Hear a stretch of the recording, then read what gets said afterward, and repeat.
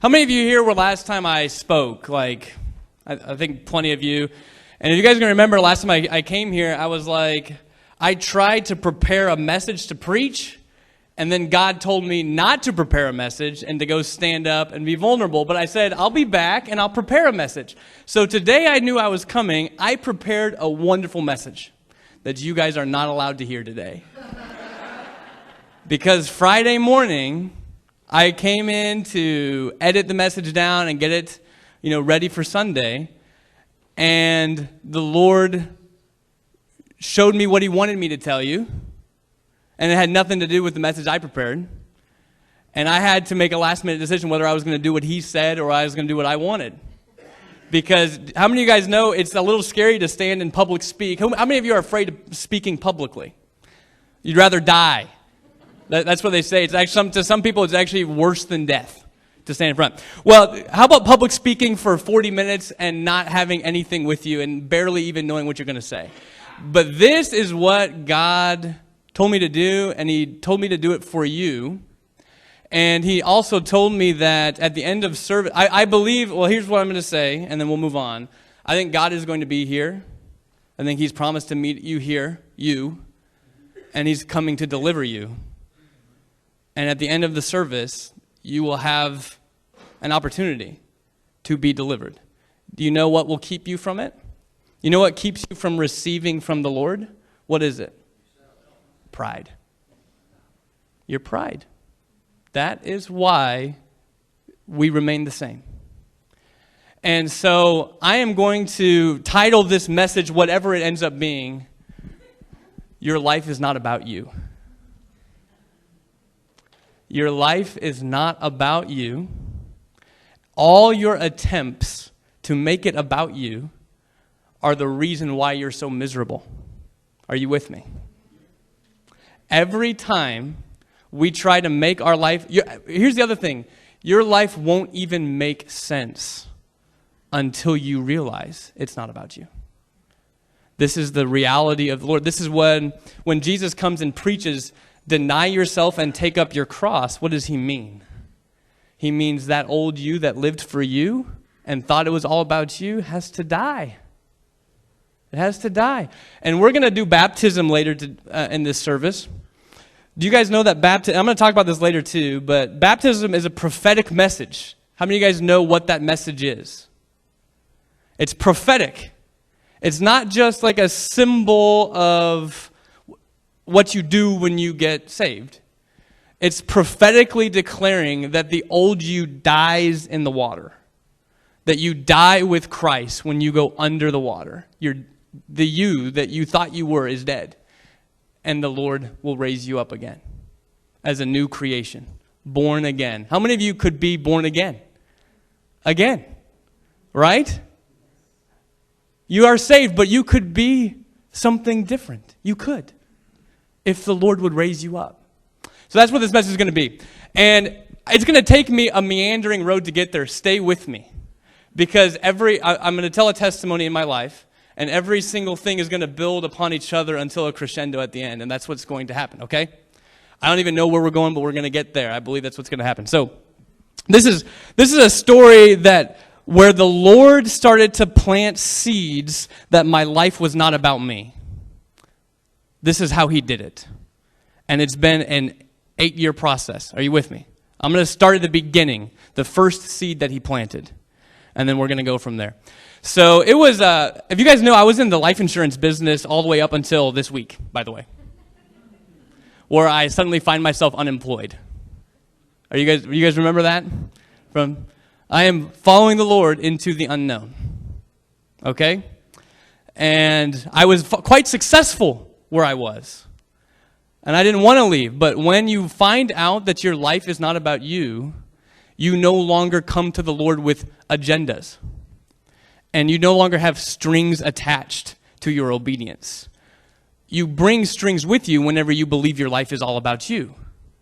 And so you can only obey whenever the only times you'll ever obey the Lord when your life is all about you is if you agree with God that obedience produces a better life for you in your natural mind. Does that make sense? So you say, I won't do that. That doesn't make any sense.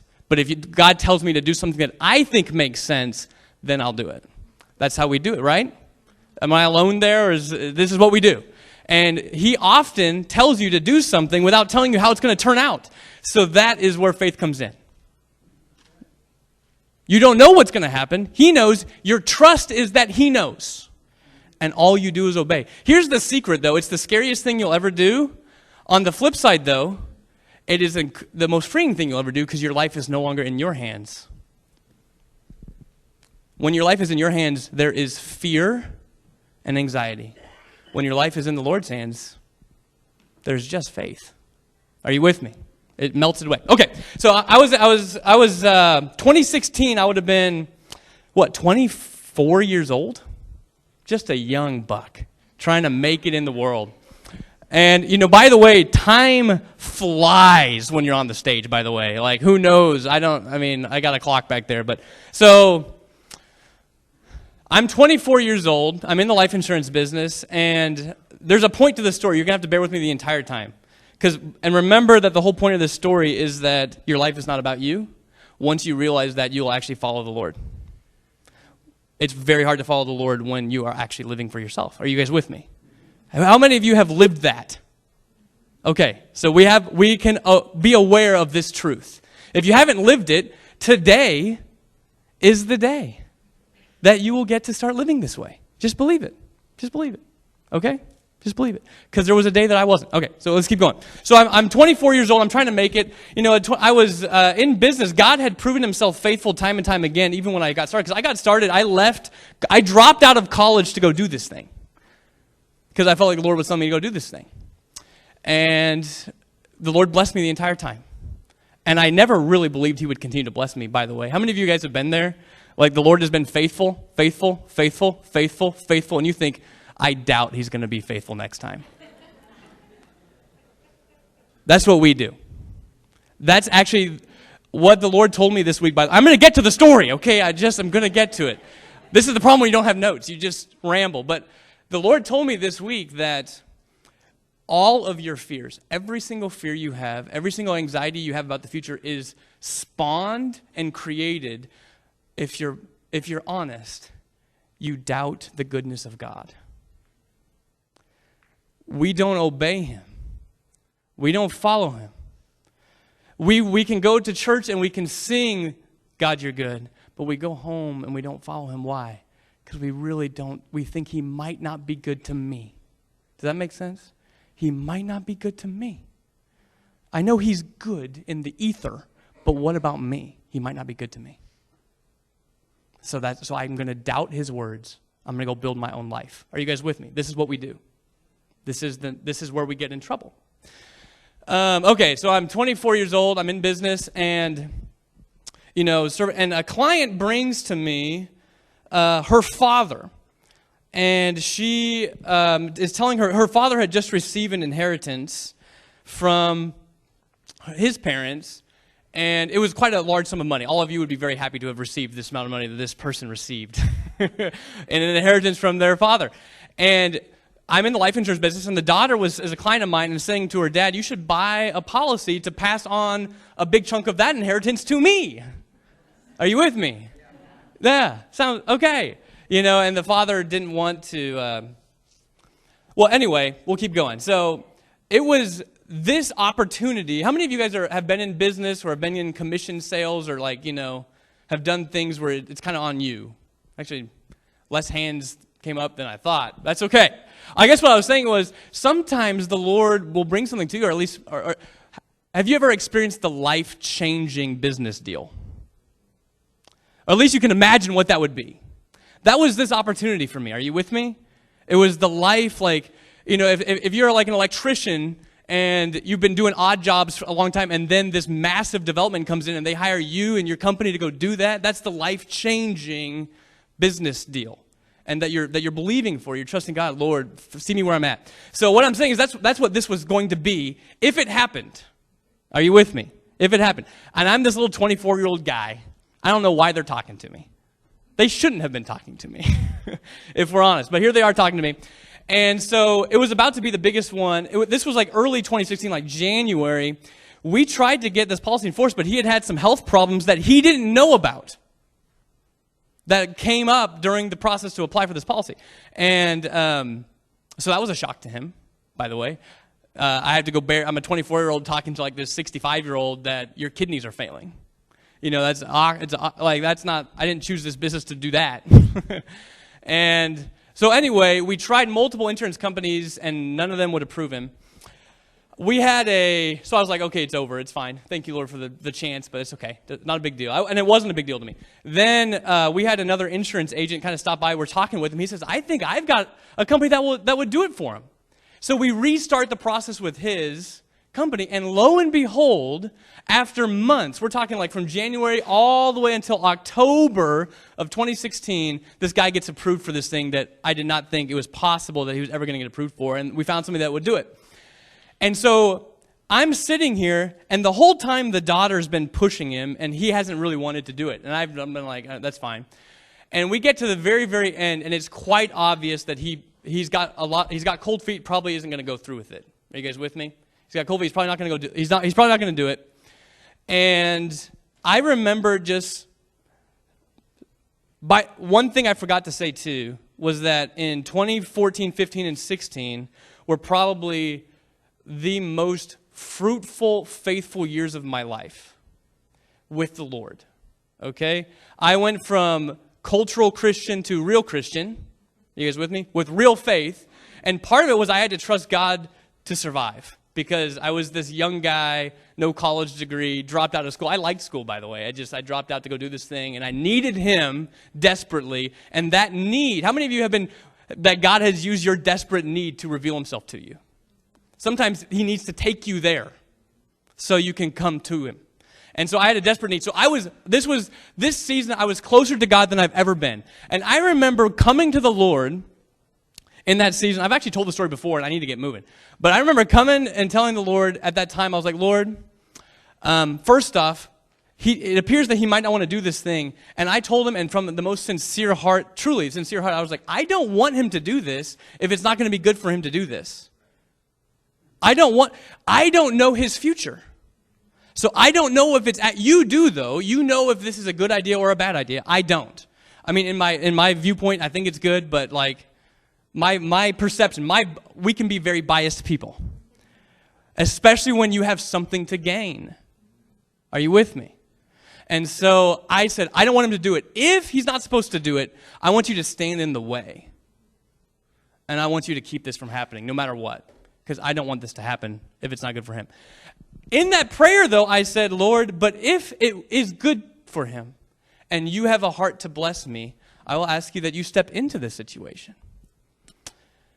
And I told the Lord, I said, I will know that if he does this, your hand is upon my life and you are wanting to bless me. Because he has decided he doesn't want to do it. Are you guys with me? There's no reason he should do this anymore. He has decided. So I said, if for whatever reason you move in this situation, I will know, and I don't want to just give lip service to this fact, and I know this sounds weird, I don't know how to explain it. I just felt extremely compelled to say, Lord, I want to put money where my mouth is. And if he shows up, I will know it's you, and I want to make an extravagant offering to you if this goes through. Are you guys with me? I want to make, and it wasn't like I'm trying to buy God. Like, the one thing I don't want you guys to leave this message thinking is that if you go buy a lottery ticket and you pray, Lord, if I win, I'll give you an extravagant gift. That's not the message. That's not how this works, okay? But what I'm saying, that's what I did. And I essentially said I'd double the tithe minimum. Like, I would do that. So I tithed from a very young age. I would always give. And I would give above and beyond the tithe. But I told the Lord I would double the tithe. We keep going. He's not going to do it. It was in this season of time too, it was through November. He was not going to do it. Benaiah, my oldest son, at the end of November, early December, he got sick and had 2 seizures.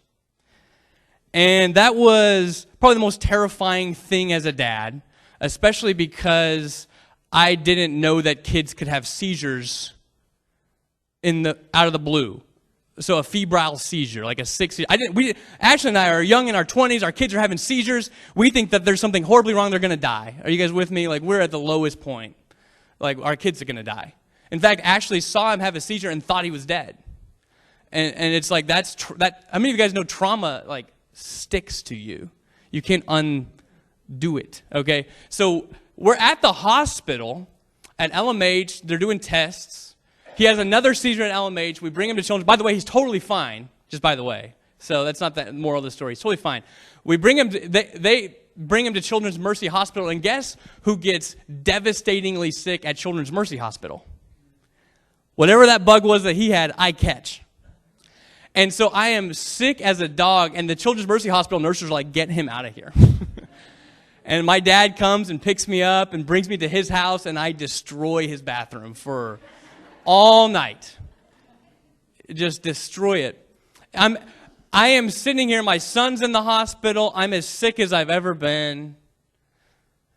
And I'm at my son, I don't know what's going on. I'm in another place. I can't even be in the hospital with him. I'm at the lowest point of my life to that point. Are you guys with me? In fear and in pain. And I get a text from the daughter, and she says, Nate, thanks for all you've done, but yeah, he decided he's not going to do it. As I'm sitting here in the morning light, recovering from near death. And I felt a stir in my heart to respond with a text, just simply a simple little reminder, say, yeah, that's totally fine, but just I thought I'd remind you one last time, here's the reason he even wanted to do this in the first place. Real quick, send it back. She responded not too much later and said, and there's a reason for this story. I'm going to get to it. This is not even this. I haven't even started the testimony yet, by the way. This has nothing to do with where I'm going. I'm just painting the picture. He said, I totally forgot why I was going to do it. That makes so much sense. I want to do it now. I'm like, okay, God. You do want to bless me. I've doubted you the whole time. I guess you do. So he goes out and does this thing, and I receive the biggest deal, check that I've ever received. Okay, you with me? And it is in the middle of December when it comes in, and I'm worshiping God, I'm praising God. I'm excited to bring double the tithe to the house of the Lord here and just worship before Him and celebrate before Him for the goodness of God. How many of you have ever been there? You can't wait to get there and bring it and celebrate the goodness of God. And it was in the middle of December. Here is where the story starts. Every December, for those of you who have been around at Family Faith for a long time, you know that the church raises a Christmas offering for the pastor and his family. Okay? And that's my parents, by the way. For those of you who don't know. I'm getting parched here, but.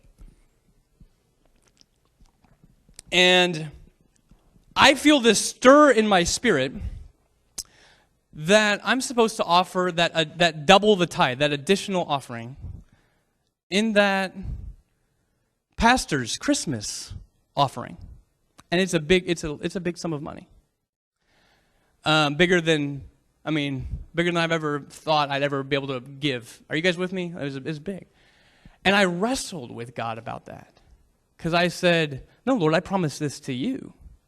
I said I was going to give this to you. Not, is this just me wanting to be selfish for my own family's sake or something? And He brought me to a passage in Mark chapter 7 that is an extremely obscure passage that never made any sense to me. And in that passage, he says he's mad at the religious leaders for pushing the people to do their traditions, the people's traditions, when the traditions of man are actually keeping them from obeying God. And he says this, in Mark chapter 7, verse 10, he says, "For Moses told you to honor your father and mother, and that he who curses father or mother, let him be put to death. But you say, if a man says to his father or mother, whatever profit you were to have from me is korban," which is a Hebrew word that means a gift to God. It says, whatever profit your parents would have received from you is korban, a gift to God, then you no longer let him do anything to help his mother or father, making the word of God of no effect through your tradition which you have handed down.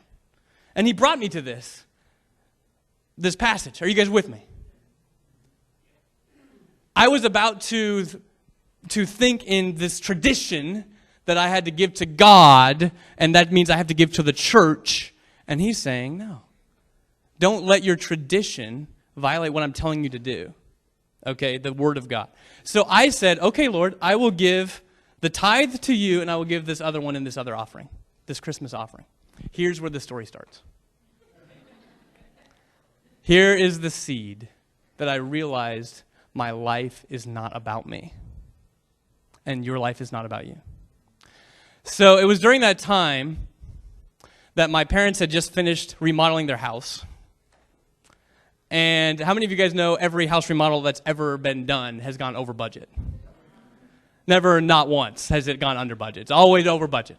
And so I didn't know this fully. I didn't really know that they had to put some of them, and I'm telling the story involving them, and they're staring me in the face. And I'm not trying to put you guys on the spot, but it's the truth. So they had to get some credit card debt accrued to get this project done that they weren't expecting. And I had no idea how much it was weighing on their hearts. This was all happening without my knowledge. And my mom's a school teacher. She's sitting here thinking, I think I'm going to have to go get a summer job. I think I'm going to have to go get a summer job. Well, how are we going to get out of this mess? Are you guys with me? I have no idea what my dad was thinking. I'm sure he was just joyful to be in credit card debt. I'm sure there was no scorn. They're going to really enjoy the marriage class, you know, or I'm just kidding. And I had no idea. And so I give it to this offering, and it happens to be almost exactly the overage amount that they had, that they needed to pay down the debt. And this is what I'm trying to say. What if the client had gone through in March or April or May or June or July or August or September or October or November? What would I have done? I would have just given it to the church. But he waited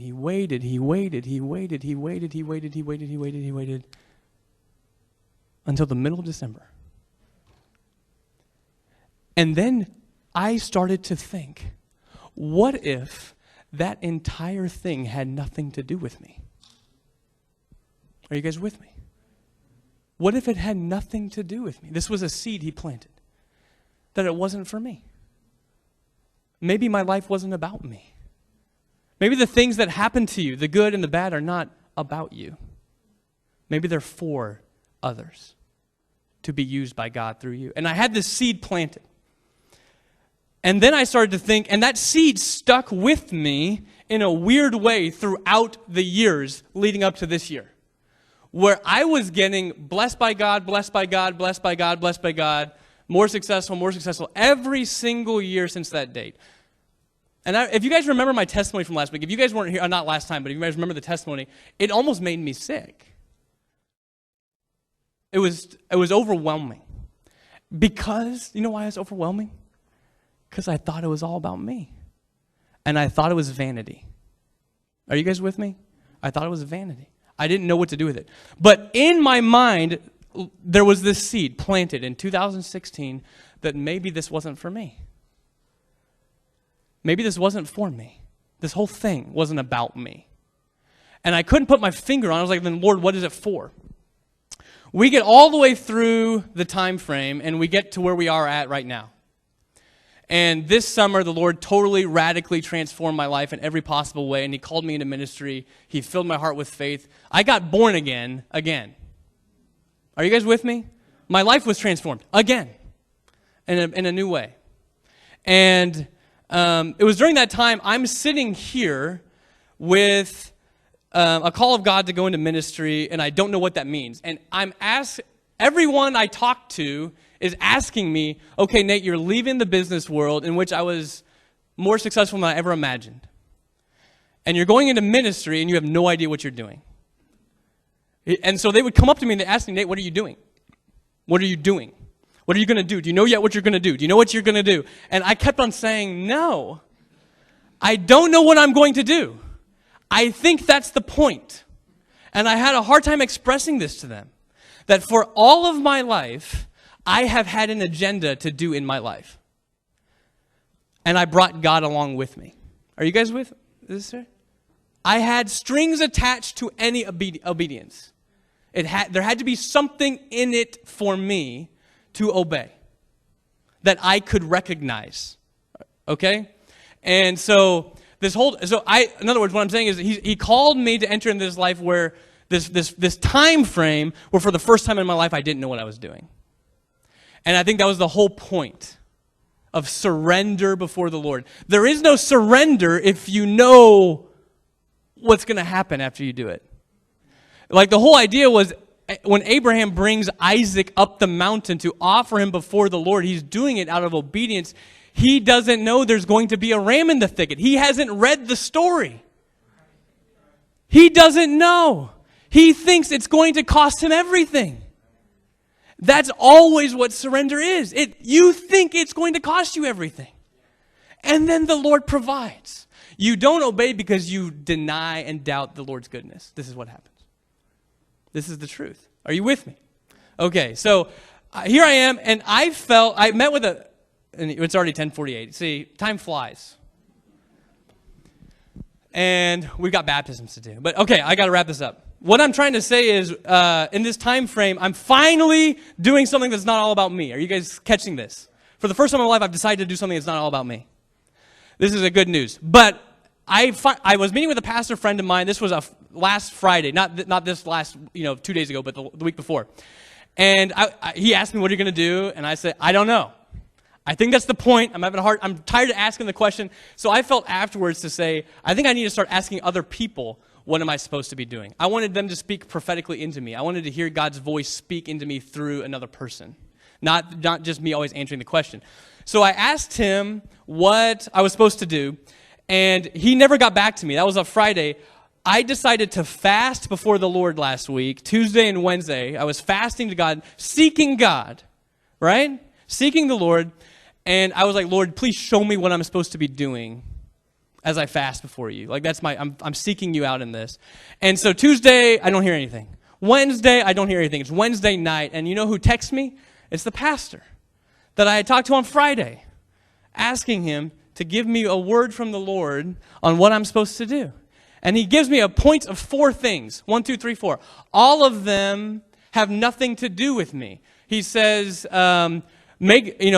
pursue a personal relationship with Jesus like you've never had before. That was confirmation to me because I had never had the power in myself to wake up early and pursue God. Ever since the Lord changed my life, I'm excited to wake up at 5:30 and pursue God. I don't even have to try. That's called being born again. The desires of your heart change. He said, pursue Ashley. Pursue your wife. I said, yes. My job and the pursuit of money stole from her, and I'm going to give it to her back. Are you guys with me? This is the reality. Pursue your kids. I said, yes, I stole from my kids in the pursuit of money. I'm giving it back. Are you guys with me?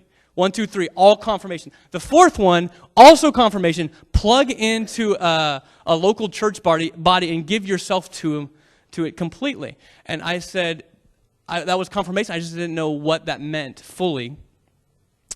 And so I said, okay, do you notice all 4 of them have nothing to do with me and there's no benefit for me in any real way? That's the whole point. Your life is not about you. Your whole life that you have tried to live for yourself is why your life is in shambles. It's why I was so depressed. When you live for you, you're depressed. You're anxious. You have a hard time upholding everything. So go do these things. I then got a word from the Lord in that moment that I need to go talk to my dad and ask him, what do you think I should do? Here's where the story ends. So Wednesday night, I asked my dad to go to lunch, breakfast thing Thursday. I'm practically unemployed, so I got time at this point. And we meet, and I say, "Dad, what do you think I'm supposed to do?" And then he moves into a story. And he said that the Lord told him, and I'm going to hold it together for you. Friday when the Lord told me to preach this, I cried the whole day. Couldn't stop.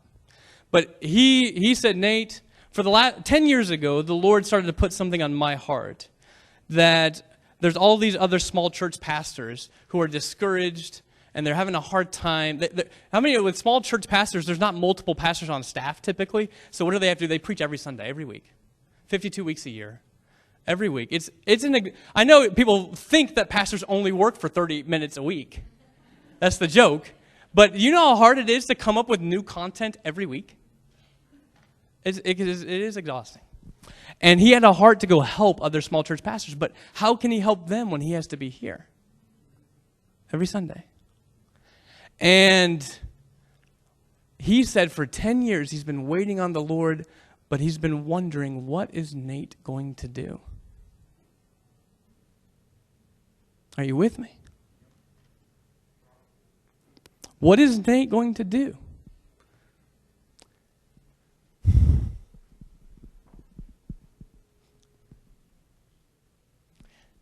I can hold it together.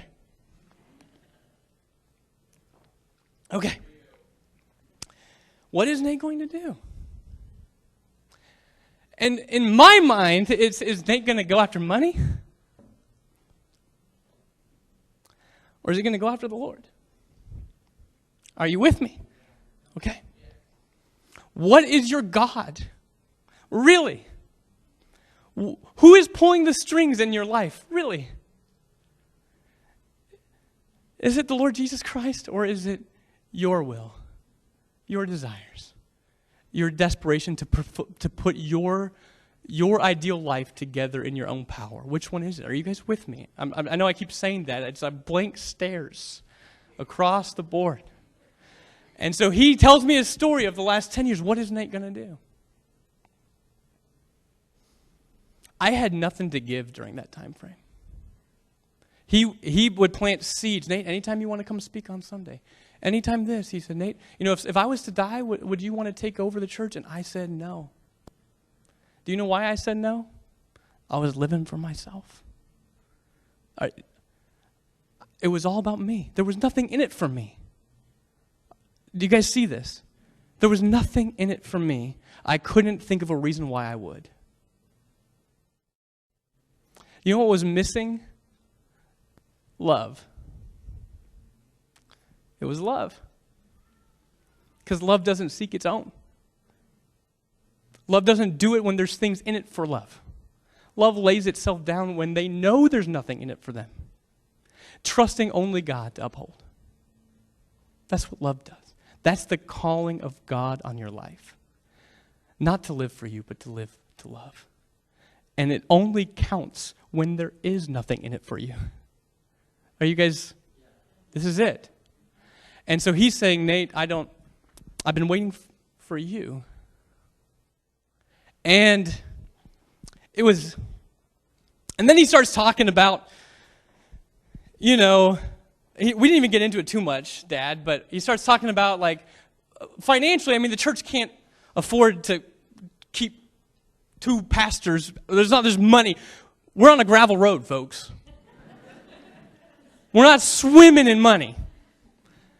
And so he's sitting here, he's trying to find a solution for how it can work. Maybe he could stay on until he's 66, 67, 70. We could we'll figure something out. He can get Social Security. He can do this and that. And I'm like, Dad, the Lord has provided. All the money and the success of the business that I thought was for me, it was for you. It wasn't for me.